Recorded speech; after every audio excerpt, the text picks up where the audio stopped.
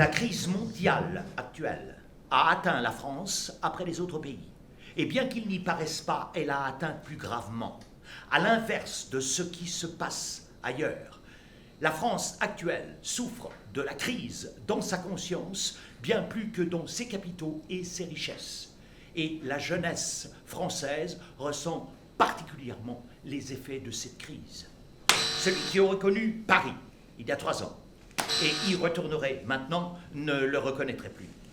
En apparence, la ville a peu changé, mais la vie de Paris, ce qui en était sa vibration, la jeunesse, le bruissement, l'éclat, le plaisir, c'est cela qui a changé terriblement. C'est donc surtout la jeunesse qui souffre. Et il n'y a rien qui affecte autant la vie profonde d'un pays que le mal de sa jeunesse. Ta voix haut placée, ton élocution théâtrale résonne encore dans mes oreilles. Voici ma fille Florence. Je suis impressionnée par les rides profondes de ton visage émacié.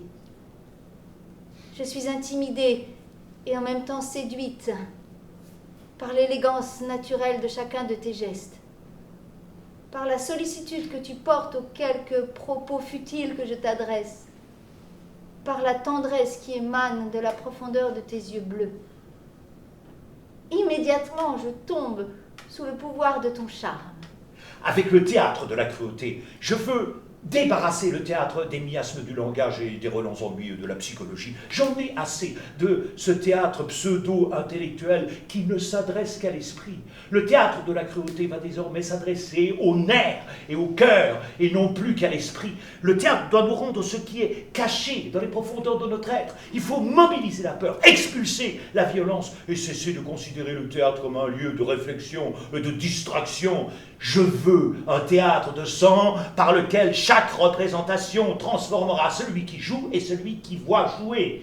Il faut solliciter les sens, révéler l'amour, le crime, la guerre et surtout la folie dans ses aspects les plus sales, les plus honteux, les plus odieux.